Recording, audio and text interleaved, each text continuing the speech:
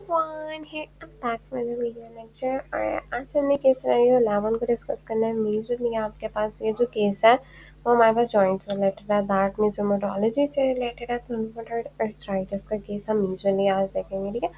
So patient की जो profile है उसमें मेजर थी कि फीमेल पेशेंट है हमारे पास, 45 ईयर्स की थी, नेम था आयशा खान, ऑक्यूपेशन था उनका स्कूल टीचर, ठीक है।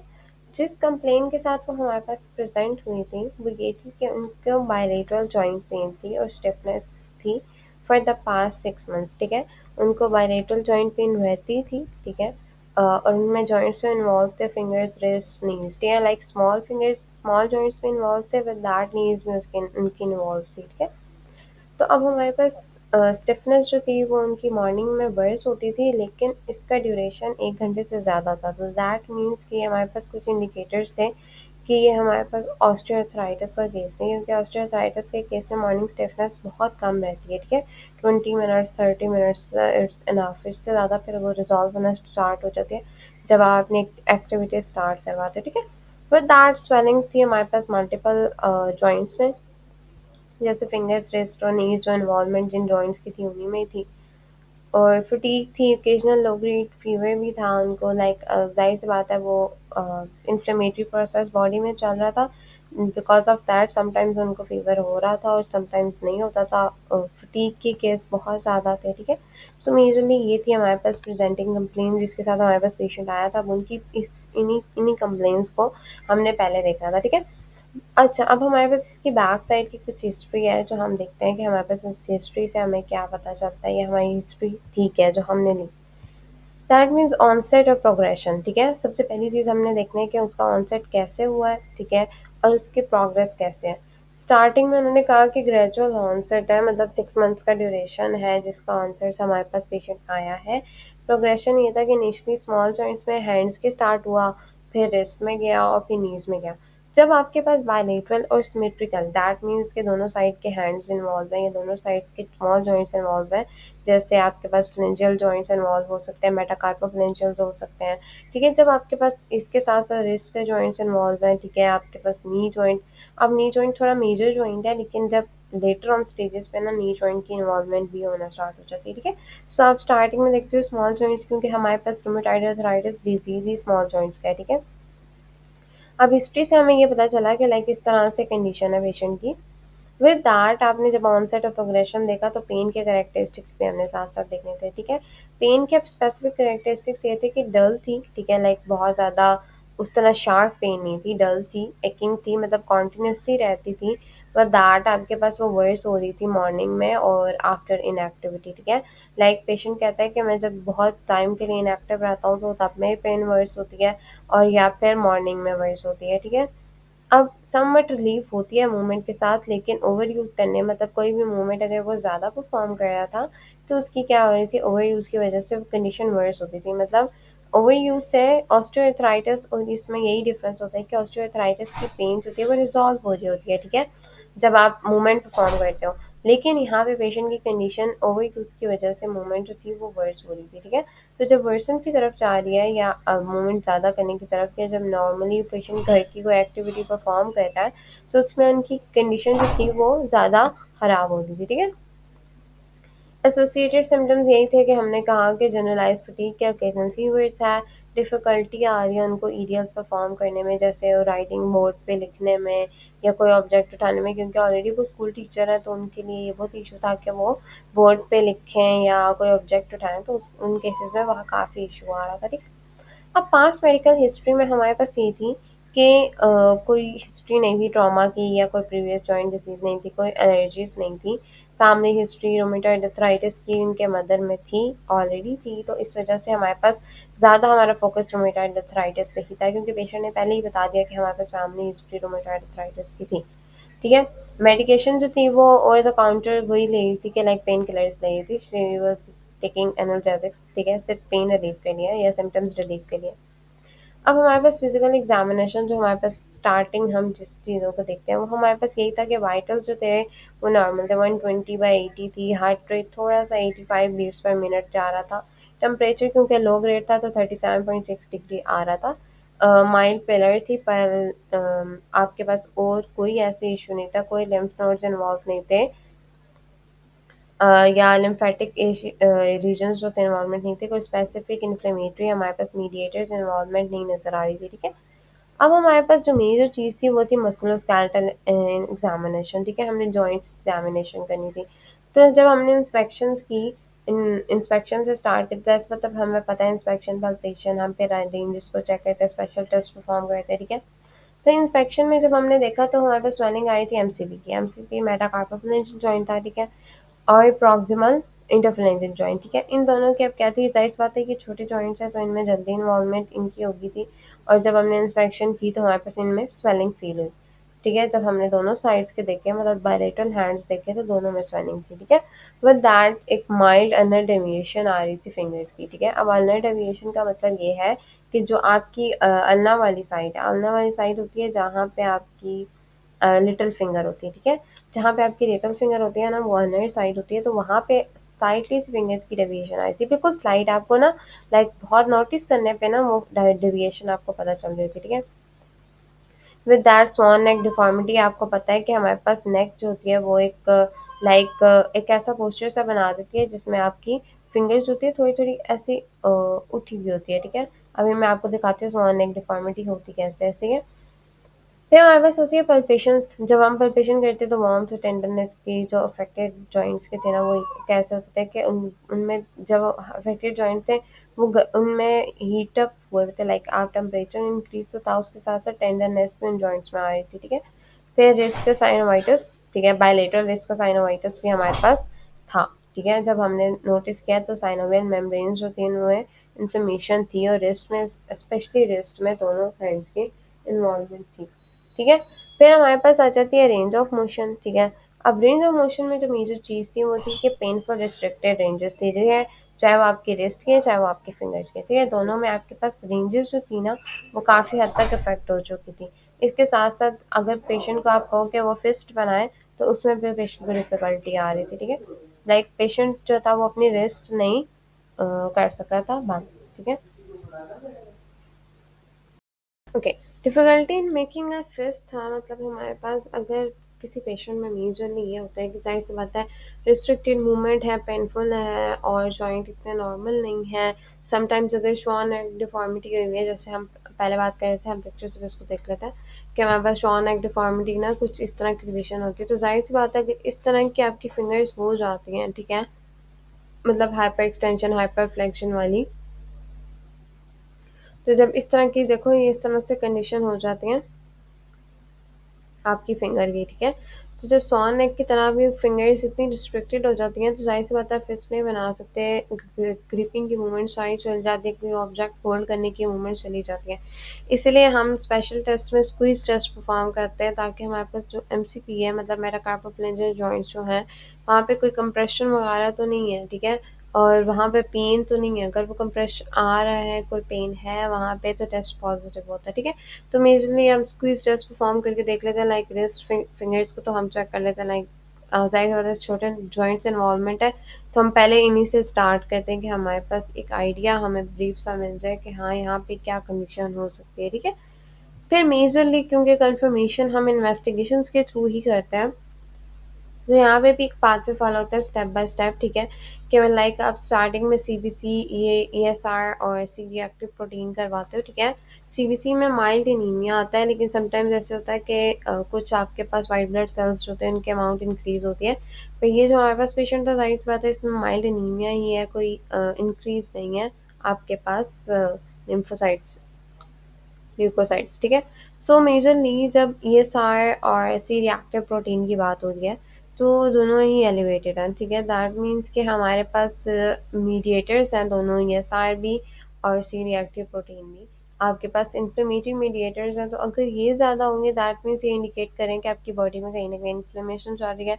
तो जब आपको आइडिया हो रहा है कि ईएसआर और सीआरपी इंक्रीज हो रहा है, क्योंकि यही डिफरेंस मेजर आ रहा होता है ऑस्टियोआर्थराइटिस में और रूमेटॉइड आर्थराइटिस में, के सीआरपी और ये आपके पास ईएसआर जो था वो इंक्रीज हो रहा होता है आपके पास रूमेटॉइड आर्थराइटिस में। इसके अलावा सोरियाटिक में भी इंक्रीज हो रहा होता है, जो इन्फ्लेमेटरी आर्थराइटिस है उनमें हो रहा होता है, ठीक है। लेकिन क्योंकि हमारे पास पीछे से जो हम फिजिकल एग्जामिनेशन देख रहे थे तो हमारा मेजर डायग्नोसिस जो था वो रूमेटॉइड अर्थराइटिस की तरफ ही जा रहा था, ठीक है। वन दैट अगर आप देखते हो कि एंटी भी करवाते हो, एंटीबॉडीज तो आप करवाते हो, ठीक है, क्योंकि जाहिर सी बात है आप रूमेटॉइड फैक्टर बहुत मेजर टेस्ट है, तो हम जब उसको देखते हैं और साथ भी एंटीबॉडीज देखते हैं तो जाहिर सी बात है समटाइम्स ऐसे हो सकता है, वैसे बहुत रेयर होता है कि कहीं पे कोई टेस्ट में कोई फॉल्ट हो। लेकिन अगर ऐसा हो जाता है तो हमारे पास 2-3 टेस्ट और उसको सपोर्ट करने के लिए होने चाहिए, ठीक है। दैट इज़ व्हाई हम इन्वेस्टिगेशंस में क्या करते हैं कि रूमेटॉइड फैक्टर के साथ-साथ एंटीबॉडी टेस्ट भी करवाते हैं, ताकि हमारे पास एक पॉजिटिव जो हमारे पास आ रहा था रूमेटॉइड फैक्टर उसको सपोर्टिव चाहिए था, ठीक है। फिर आपको पता है हम एक्सरेज वगैरह तो करवाते हैं हैंड्स और रिस्ट के, जिसमें हमें पता है अर्थराइटिस के जो नॉर्मल साइंस होते हैं, लाइक जॉइंट स्पेस की नैरोइंग होगी, पेरियार्टिकुलर ऑस्टियोपेनिया आ गया आपके पास, फिर इरोजन्स आ गई। इरोजन्स मेजरली आपको पता है कि जैसे हम बात करते हैं कि फ्रिक्शन जब दो बोन्स के बीच में, क्योंकि साइनोवियल फ्लूइड रिड्यूस हो गया ना, अर्थराइटिस की तो मेजर वजह ये है डिजनरेटिव चेंजेस आ रहे हैं। तो अब क्या होता है कि साइनोवियल फ्लूइड अगर रिड्यूस हो गया तो जाहिर सी बात है इरोजन्स डेवलप होंगे, क्योंकि जब दो बोन्स एक दूसरे के साथ फ्रिक्शन या आप कहते हो कि आम से वर्ड्स में रगड़ खाती हैं और फिर वो फ्रिक्शन प्रोड्यूस होती है, तो वो at the end erosions cause करती है मूवमेंट के बाद, ठीक है। तो अल्ट्रासाउंड और एमआरआई अगर नीडेड है, ठीक है, क्योंकि समटाइम्स आप एक्सरेज और इनसाइट टेस्ट के बाद डायग्नोज तो कर चुके होते हो, ठीक है। इन्फ्लेमेटरी प्रोसेस को देखने के लिए या साइनोवियल हाइपरट्रॉफी को देखने के लिए आप करवाते हो अल्ट्रासाउंड और एमआरआई, लेकिन वो भी डिपेंड करता है कि आपके पास कितनी रिक्वायरमेंट है, ठीक है। सो अब हमारी इन्वेस्टिगेशन से हमें पता चल गया कि क्या कंडीशन थी, रूमेटॉइड अर्थराइटिस, ठीक है। लाइक हमने प्रॉपर्ली डायग्नोज कर लिया रूमेटॉइड अर्थराइटिस को, ठीक है। अब हमारे पास मेडिकल मैनेजमेंट, ठीक है, सबसे मेजर चीज़ ये है कि मेडिकल मैनेजमेंट हमें फ़ौरन चाहिए होती है, वो दैट हम फिजिकल थेरेपी मैनेजमेंट कंबाइन करवा रहे होते हैं, ठीक है। मेडिकल मैनेजमेंट में आपको पता है कि मेडिकली हम तकरीबन सारे इन्फ्लेमेटरी जो प्रोसेसेस हैं उनको ट्रीट कर रहे होंगे, ठीक है। वो दैट हम ये देख रहे होंगे कि लाइक आपके पास अब कंडीशन तो आ गई है, ठीक है, लेकिन अब उसकी मैनेजमेंट जो है वो इस तरीके से करें कि जो सिम्टम्स हैं ऑलरेडी, क्योंकि आपके पास रूमेटॉइड अर्थराइटिस एक ऑटोइम्यून डिजीज़ है, तो जब आपके पास ऑटोइम्यून डिजीज़ होते हैं ना, तो उनको कुछ ये होता है कि ट्रीटमेंट से ज़्यादा मैनेजमेंट की ज़रूरत होती है, ठीक है। सो आप यहाँ पे क्या करते हो कि आप मेजरली ड्रग्स दे रहे हो, ठीक है, और मेजरली जो स्टार्टिंग ड्रग्स होते हैं डिमार्स होते हैं, ठीक है। डिमार्स हम मेजरली आपके पास आपको पता है कि डिमार्स का disease modifying anti rheumatic drugs है, ठीक है, और ये होती है मेजरली रोमेटाइड का फर्स्ट लाइन ट्रीटमेंट है जो हम बिल्कुल स्टार्टिंग में करवाते हैं, क्योंकि स्लो प्रोग्रेस होती है डिजीज़ की, तो जॉइंट डैमेज जो होता है वो बहुत ज़्यादा आगे जाके ना कॉन्टिन्यूसली चलता जाता है, ठीक है।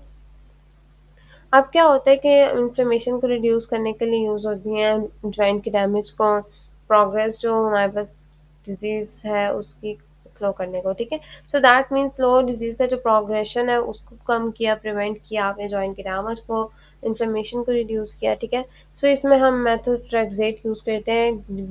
मेजरली आपके पास क्या करता है कि प्रिवेंट करता है डीएनए की सिंथेसिस को, ठीक है, और रिड्यूस करता है इम्यून सिस्टम एक्टिविटी को, क्या करके कि हमारे पास एक एंजाइम होता है डाइहाइड्रोफोलेट इन रिडक्टेज, उसको इनहिबिट करके, ठीक है। तो अब हम मेजरली बहुत ज़्यादा डिटेल में नहीं जाते, क्योंकि जाहिर सी बात है ये बहुत ज़्यादा फार्माकोलॉजी की तरफ चल जाती है और हम इतनी डिटेल में फार्माकोलॉजी नहीं डिस्कस करें, लेकिन आपको मैं सिंपल सी एक आइडिया दे देती हूँ कि लाइक आपको पता होना चाहिए कि करता क्या है, ठीक है। डाइहाइड्रोफोलेट रिडक्टेज को इनहिबिट करता है, और फिर ये क्या करता है कि जब ये इनहिबिट हो जाता है तो डीएनए की जो सिंथेसिस है उसको प्रिवेंट करता है। जाहिर सी बात है हमें नहीं रिक्वायरमेंट जिस चीज़ की वो उसको, और वह दैट इम्यून सिस्टम जो ओवर एक्टिविटी आ रही थी उसको रिड्यूस कर देता है, ठीक है। अब क्या हुआ कि सारी चीज़ें करने के बाद इन्फ्लेमेशन स्प्रेस होने लगी है, ठीक है, क्योंकि हम प्रो इन्फ्लेमेटरी साइटोकाइंस को हमने ब्लॉक कर दिया। अब इसकी भी आपके पास जो डोज़ होती है ना वो स्टार्टिंग डोज़ 10 टू 15 mg दी जाती है वंस वीकली, ठीक है, लाइक आप एक वीक में एक बार देते हो, लेकिन मैक्सिमम जो डोज़ होती है या 25 mg वीकली दे सकते हैं, डिपेंड करता है, ठीक है। ओरली भी दे सकते हो, सबक्यूटेनियसली भी दे सकते हो, ठीक है। अब इसकी मेजर जाहिर सी बात है हमारे पास जो सारी चीज़ होती है वो इसी पे डिपेंड करती है कि हमारे पास क्या इसके इसमें एक चीज़ होती है जिसमें हमने क्लोज मॉनिटरिंग करनी होती है किडनी के फंक्शंस की, और सीबीसी करवाना होता है। लिवर किडनी के फंक्शन एलएफटीज आपने करवाते रहना होता है, क्योंकि हेपेटोटॉक्सिसिटी बहुत ज़्यादा होती है इस ड्रग की वजह से, ठीक है। हो सकती है, ये ज़रूरी नहीं है कि हर पेशेंट में हो, लेकिन साइड इफ़ेक्ट है तो ज़ाहिर सी बात है हमें एलएफटीज करवाने हैं। आपके पास फिर आप किडनी फंक्शन टेस्ट भी करवाते हो, ठीक है, कंप्लीट सीबीसी भी करवा रहे होता है। मॉनिटरिंग आपने साथ साथ रखनी है, ठीक है।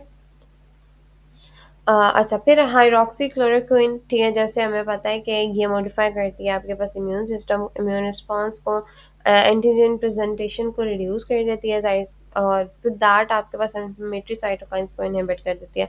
तो मेजर इसकी प्रोग्रेस भी इम्यून सिस्टम पे इम्यून रिस्पॉन्स पैक्ट करने के लिए, इसलिए इसको डिमांड्स कहते हैं कि ये सारी जो कि इम्यून रिस्पॉन्स को कंट्रोल करने में हेल्प आउट करती है, ठीक है। तो 200 to 400 mg डेली दी जाती है, फूड के साथ लेते हैं मेजरली। अब क्या होता है, इधर आपने मॉनिटरिंग करनी होती है आईज की, ठीक है। एनुअल आई एग्जाम जरूर करवाना होता है, क्योंकि यहाँ पे हमारे पास रेटिनल टॉक्सिसिटी के चांसेस ज़्यादा हो जाते हैं, ठीक है। तो हमारे पास जाहिर सी बात है हमने इन चीज़ों के साथ, ड्रग्स के साथ साथ चीज़ों की मॉनिटरिंग भी रखनी होती है, ठीक है। फिर हमारे पास, जैसे हमें पता है सल्फेक्साजीन जो हमारे पास है ड्रग, ठीक है, मेजरली SSZ के नाम से आ रही होती है। और आप इसको देखते हो कि लाइक अगर ये जो ड्रग है ना, इन्फ्लेमेशन को तो रिड्यूस करता है, एज अ एंटीऑक्सीडेंट भी ये काम करती है, ठीक है। तो इस बात है, इन्फ्लेमेटरी तो हमें और भी ड्रग्स काम करिए, हैं, लेकिन उसके साथ साथ ये एज अ एंटीऑक्सीडेंट काम करता है, तो हमें चाहिए होता है। रिक्वायरमेंट जाहिर सी बात है, आपके पास इतनी ज़्यादा इम्यूनिटी इफेक्ट हो रही होती है कि आपको हर चीज़ की रिक्वायरमेंट यहाँ पर होती है, ठीक है। फिर इसकी भी डोजेस डिवाइड की जाती है, 500 mg ट्वाइस डेली दी जाती है। इंक्रीज भी कर सकते हैं 1 to 3 ग्राम पर डे के हिसाब से, जितनी अगर पेशेंट टॉलरेट कर सक रहे हैं या जितनी हमारे पास रिक्वायरमेंट ज़्यादा है। फिर एलएफटीज, लिवर फंक्शन टेस्ट आप करवाते रहते हो, सीबीसी भी करवाते रहते हो, क्योंकि यहाँ पे जीआईटी भी डिस्टर्ब होता है, लिवर टॉक्सिसिटी के चांसेस भी होते हैं, लेकिन रेयर होते हैं, ठीक है। आप मॉनिटरिंग ज़रूर रखते हो, क्योंकि आपको जाहिर सी बात है, रेयर का मतलब ये नहीं होता कि हो नहीं सकती है, इंडिविजुअल टू इंडिविजुअल आपकी बॉडी डिफरेंट होती है। तो कुछ पेशेंट्स में बहुत ज़्यादा आ रहा होता है, कुछ में बहुत कम आ रहा होता है, ठीक है। कोई चीज़ किसी में ज़्यादा है तो कोई चीज़ किसी में ज़्यादा है, तो इसीलिए ब्लड डिसऑर्डर्स को प्रिवेंट करने के लिए या एलएफटीज चेक करते रहते हैं कि लिवर की टॉक्सिसिटी तो नहीं है, ठीक है। ये सारी चीज़ें आ रही हैं, ठीक है। फिर दैट, अब जो हमारे पास सेकेंड ड्रग हम करते हैं शॉर्ट टर्म सिंपैथेटिक रिलीफ, ठीक है। अब सिम अब सिम्पटम्स है, या आपके पास मेजरली आपके पास जो कंट्रोल है पेन का, इन्फ्लेमेशन का, वो हमें चाहिए, रिक्वायरमेंट, ठीक है। जब आपने मॉडिफाई करना है डिजीज़ के प्रोग्रेशन को, तो वहाँ पे तो आप ठीक है, बहुत ज़्यादा ड्रग्स हैं, लेकिन अब हमें सिम्पटम्स को भी रिलीव कराना है, जो शॉर्ट टर्म, जैसे एनसेड्स हम यूज़ करते हैं, ब्रुफन, ओके, ब्रुफन भी यूज़ हो रही होती है, लेकिन इसके अलावा भी आप यूज़ कर सकते हो, ठीक है। और ये हमें पता है कॉक्स 1 कॉक्स 2 एंजाइम्स को जाहिर सी बात है इनहिबिट कर रहा होता है, ताकि प्रोस्टाग्लैंडिन की जो प्रोडक्शन है वो रिड्यूस हो जाए, इन्फ्लेमेटरी प्रोसेस रिड्यूस हो जाता है, ठीक है। सो यहाँ पे भी आप देखते रहते हो, मॉनिटरिंग पर डिपेंड करता है, ठीक है, क्योंकि ब्रूफिन जो होती है वो बहुत ज़्यादा इफेक्ट नहीं करती, लेकिन पेन किलर्स का इटसेल्फ काफ़ी इफेक्ट होता है, ठीक है। फिर कॉर्टिकोस्टेरॉइड जैसे ग्लूकोकॉर्टिकोइड्स है, हमारे पास प्रेनिक्लोन के नाम से आ रहा होता है, ठीक है, 5 to 10 mg डेली दे रहे होते हैं। तो इनका भी एक्शन क्या है, इन्फ्लेमेटरी साइटोकाइंस काम की सप्रेस की इम्यून सिस्टम की ओवर एक्टिविटी को, तो मेजरली इम्यून सिस्टम की ओवर एक्टिविटी को हमने सप्रेस करना है, ठीक है। अब क्या होता है ना, इसके साइड इफेक्ट जाहिर सी बात है हमें पता है बोन पे ज़्यादा है, बट दैट आपके पास ब्लड पे ज़्यादा है, ठीक है। डायबिटीज़ कॉज करता है, और आपके पास, आपको पता है कि हमारे पास ऑस्टियोपोरोसिस कॉज कर सकता है।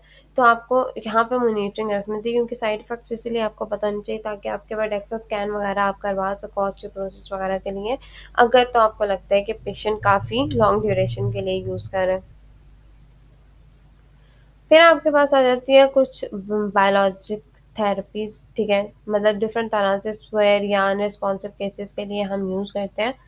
तो ये डिपेंड करती है, टीएनएफ इनहिबिटर्स भी होते हैं जो आप सबक्यूटेनियसली इंजेक्शन के तौर पे एवरी 2 वीक्स दे रहे होते हो, ठीक है। और फिर दैट आप, जाहिर सी बात है मैकेनिज्म ऑफ एक्शन पे डिपेंड कर रहा है। अब इनका मैकेनिज्म ऑफ एक्शन क्या है, ट्यूमर नेक्रोसिस फैक्टर अल्फा को ब्लॉक करना, ठीक है, दैट मीन्स एक की इन्फ्लेमेटरी साइटोकाइन है। तो अगर ये उसको ब्लॉक कर देगा, तो हमारे पास इन्फ्लेमेशन का पाथ पे काफ़ी हद तक रिड्यूस हो जाएगा, ठीक है।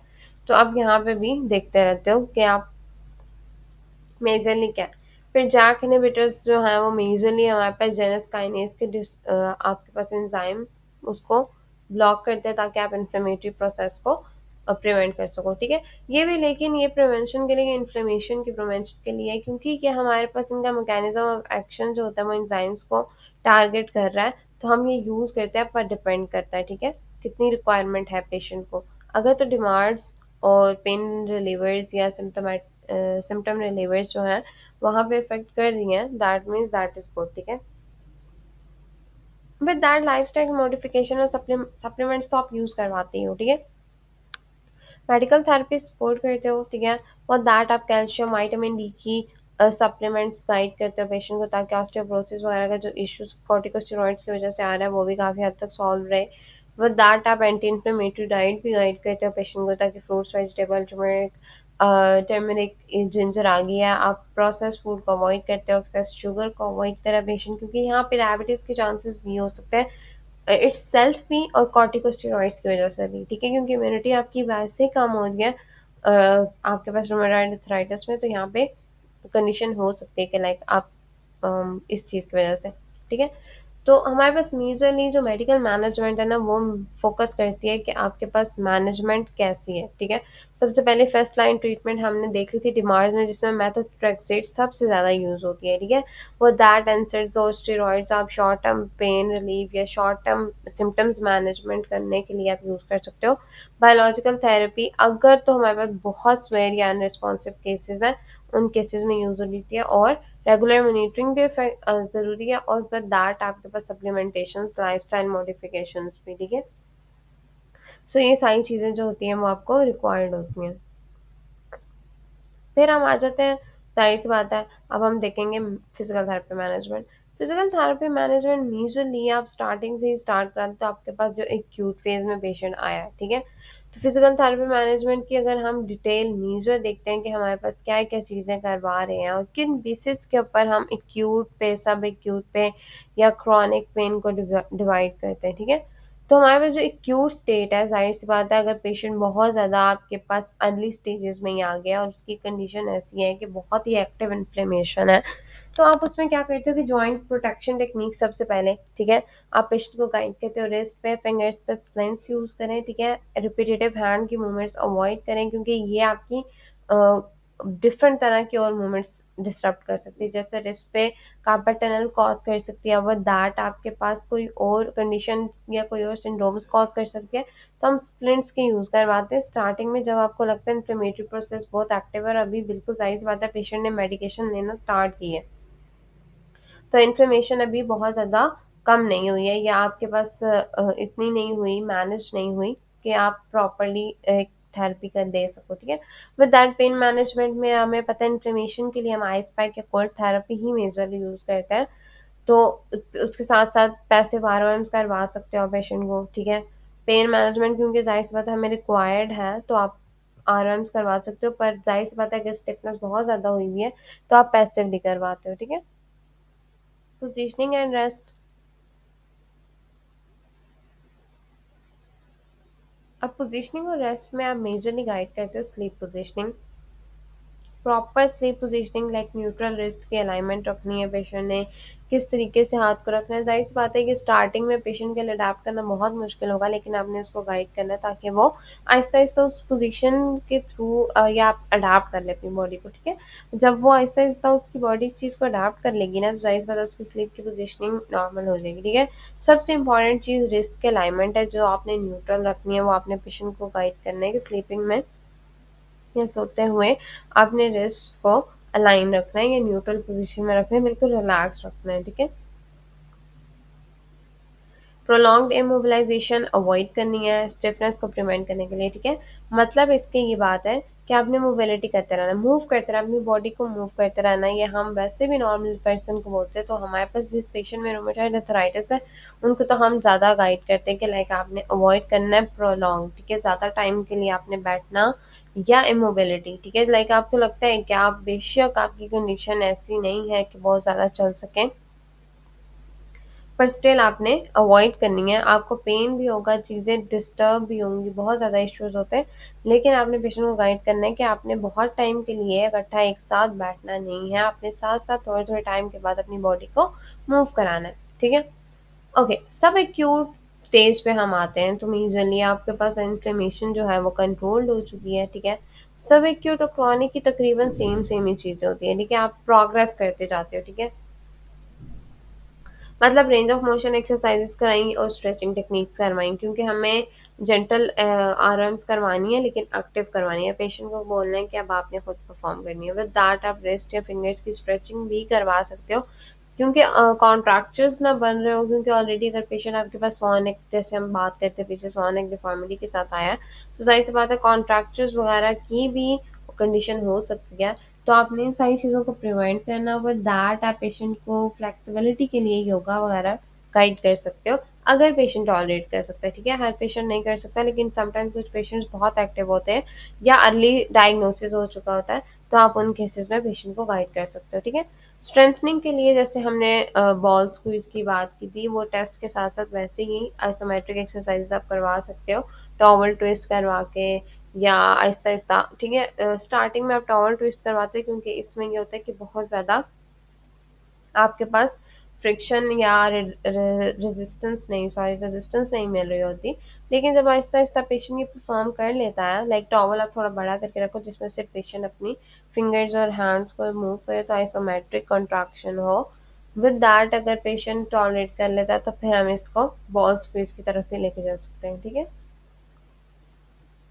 फिर हैंड स्ट्रेंथ के लिए आप डिफरेंट तरह की एक्सरसाइजेस करवा सकते हो, कि जिसमें अगर तो पेशेंट की काफ़ी हद तक ये होता है कि आप मोबिलिटी के ऊपर अगर काम करना चाहते हो, तो आप इसमें हैंड स्ट्रेंथनिंग एक्सरसाइजेस में आप कोई होल्डिंग ऑब्जेक्ट्स वगैरह की या इस तरह से आप करवा सकते हो कि जिसमें पेशेंट कोई चीज़ होल्ड कर रहा है, या कोई पेशेंट चीज़ जो है वो बेसिकली कोई वेट डाल दो पेशेंट के हाथ पे और उस पे स्ट्रेंथ ट्रेनिंग करवाओ, लेकिन बहुत आहिस्ता-आहिस्ता, ठीक है? बहुत लाइट लाइट से बैंड्स आप पहना के पेशेंट को रेजिस्टिव एक्सरसाइज स्टार्ट करवा सकते हो, ताकि पेन भी बहुत ज़्यादा स्वेयर ना हो और मोबिलिटी भी काफ़ी हद तक इम्प्रूव हो, ठीक है? ज़ाहिर सी बात है, हमारे पास अगर पेशेंट आता है कुछ ऐसा तो रूमेटॉइड अर्थराइटिस के साथ, तो हम उसको क्या करेंगे, मेजरली यही चीज़ें गाइड करते हैं कि आप आईओएम एक्सरसाइज करें, एक्टिवली मूवमेंट का परफॉर्म करें, ठीक है? बहुत स्टार्टिंग में ज़ाहिर सी बात है समटाइम्स ऐसे होता है कि पेशेंट को पेन बहुत स्वेयर होता है, तो आपको पैसिवली भी करवानी पड़ती है या आपको एज अ डिमॉन्स्ट्रेशन के लिए पैसिव करवानी पड़ती है, पर आपने फिर पेशेंट को गाइड करना है कि आपने एक्टिवली ही परफॉर्म करनी है, ठीक है? विद दैट एरोबिक और फंक्शनल ट्रेनिंग की तरफ अगर हम जाते हैं, तो लो इम्पैक्ट से स्टार्ट करो, साइकिलिंग, स्विमिंग, फिर आप आहिस्ता-आहिस्ता इसको हाई एरोबिक्स की तरफ लेके जा सकते हो, ठीक है? अगर पेशेंट टॉलरेट कर सकता है या जितना वो हाई इंटेंसिटी अगर टॉलरेट करता है, तो आप उसकी तरफ जाओ। नहीं तो जैसे मैंने आपको पहले भी बताया, एरोबिक एक्सरसाइज़ेज़ करवा सकते हो आप लो इम्पैक्ट, जैसे स्टेशनरी साइक्लिंग होती है जो आप जिम वगैरह में यूज़ करते हो या देखते हो। विद दैट आप स्विमिंग की तरफ पेशेंट को कर सकते हो गाइड, अगर तो पेशेंट इटसेल्फ कर सकता है, ठीक है? किड ट्रेनिंग ज़ाहिर-सी बात है, अगर उसके लिम्ब्स अफेक्टेड हैं और स्पेशली लोअर लिम्ब्स अफेक्टेड हैं, तो गेट ट्रेनिंग तो हमारी रिक्वायरमेंट है। तो आपको गेट ट्रेनिंग में पेशेंट को गाइड करनी है, अब उसका गेट कितना डिस्टर्ब है ये आपको देखना है, ठीक है? उसकी कितनी कौन से मसल्स टाइट हैं, कौन से मसल्स पे काम करना है, किन मसल्स की वीकनेस है, कहीं पे कोई साइन स्पेसिफिक तो नहीं है, जैसे टेनेनबर्ग साइन है या कोई ऐसा साइन तो नहीं आ रहा जिसमें आपको लग रहा है। वैसे तो ये साइंस डिफरेंट कंडीशंस में होते हैं, सम अर्थराइटिस में कम होते हैं, लेकिन घी डिस्टर्ब हो जाता है, ठीक है? क्योंकि आपके पास वेलगस वायरस आ रहा होता है, ठीक है? अगर नी इन्वॉल्वमेंट है तो जिनोवायरस वेलगम आ रहा होगा, ठीक है?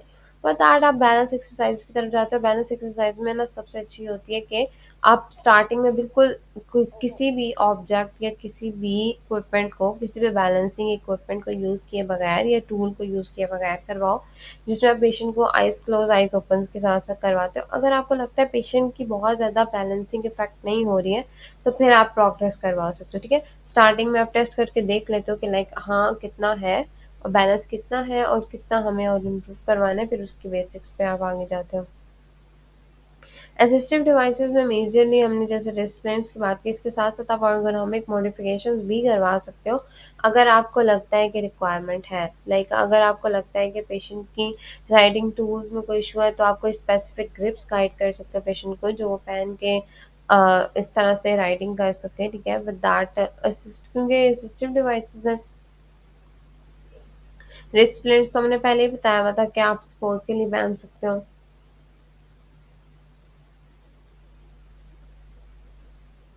तो विद दैट आप ergonomic मॉडिफिकेशंस की भी बात कर सकते हो, ठीक है। सो सारी ये चीज़ें थी सब एक्यूट और क्रॉनिक फेज में।